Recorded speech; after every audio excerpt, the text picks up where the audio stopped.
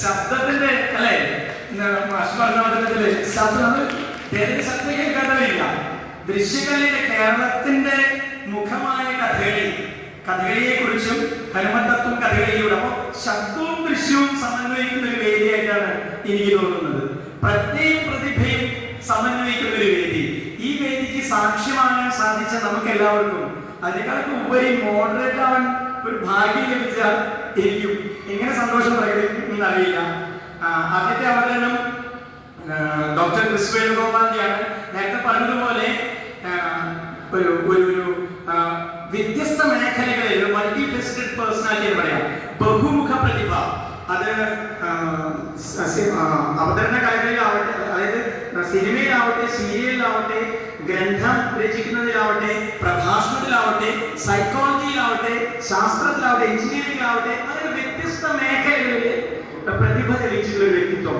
അദ്ദേഹത്തിന്റെ വിഷയം രാമായണത്തിലെ ശാസ്ത്രീയ വശങ്ങൾ, അതുപോലെ തന്നെ വൈകാരിക തലങ്ങളാണ്. ശാസ്ത്രീയമായിട്ട് കുറെ കാര്യങ്ങൾ ശാസ്ത്രീയമായി വളരെ കാര്യകാരണം സഹിതം തെളിയിക്കാൻ പറ്റുന്ന കുറെ കാര്യങ്ങളുണ്ടാവും. അതോടൊപ്പം ഇന്നത്തെ കാലഘട്ടത്തില് ഇമോഷണൽ കോഷ്യനും സ്പിരിച്വൽ കോഷ്യനും ഒക്കെ പ്രാധാന്യമുള്ള ഒരു കാലഘട്ടമാണ്. EQ and SQ.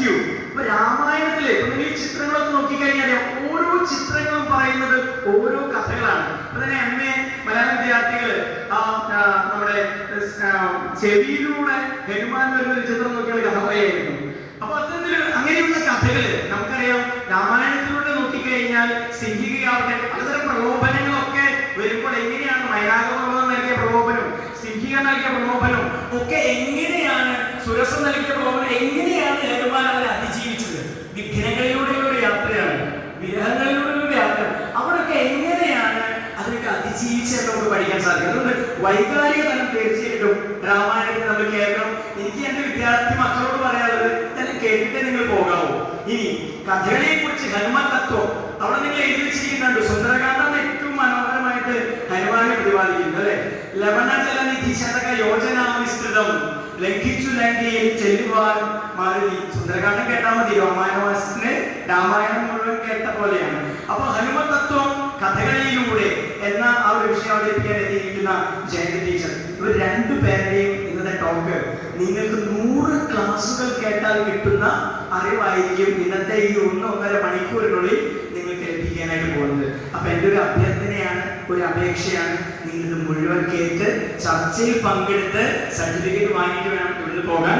ഞാൻ ആദ്യമായി സ്നേഹാദരങ്ങളോടെ ആദ്യത്തെ വിഷയാവതരണത്തിനായി ബഹുമാന്യനായ ഡോക്ടർ ക്രിസ് വേണുഗോപാൽ അവരുടെ സ്നേഹപൂർവ്വം ക്ഷണിക്കുന്നു. രാമായണത്തിന്റെ ശാസ്ത്രീയ